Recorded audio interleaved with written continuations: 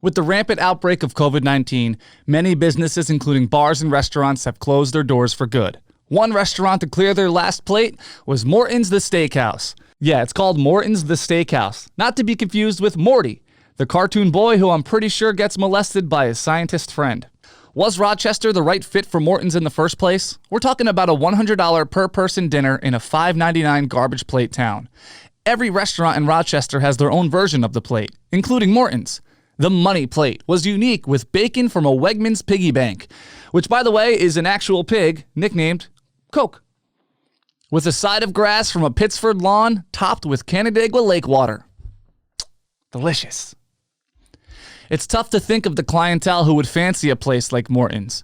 You'd think billionaire Tom Golisano would visit, but he hasn't been eating out much since his all-Goose diet. Taxes. The cheapest cut of meat was $49 for 6 ounces. The only people who make that kind of money are the West Side Italian kids after a death in the family. R.I.P. Aunt Florence. Where's the nearest cash for gold? You live in Greece. 2 miles in any direction, Vincenzo. It's hard to believe Morton's went under. How could a city like Rochester pass on a wine storage service? It's true. Morton's offered to keep your wine at the restaurant because who enjoys drinking wine in the comfort of their own home? They would keep it in a climate-controlled locker. I don't know if it was climate-controlled, but it's much better for this next punchline. So whenever you came in to have a $350 dinner before a $13 hockey game, your wine would come out of its little room where it was sheltered and safe in only the best conditions possible. Because Morton's understood what was important to Rochester. We make sure our top priorities have a safe place to stay, a roof over their heads, and the attention that they need. Fun fact, Morton's the Steakhouse closed another location in Buffalo earlier this year. Yeah, they figured that these people didn't want to spend half of their paychecks on one meal, but these people might. Another fun fact, there's a restaurant next door literally called The Street.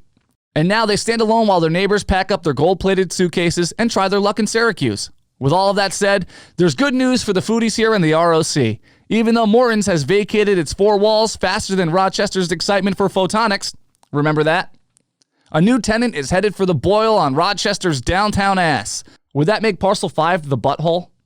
Sources say Corso, a fine dining Italian restaurant, will now occupy the space. That's right, before we overpaid for steak, and now we get to overpay for the first meal we learned to cook as a human being. Another Italian restaurant in downtown Rochester.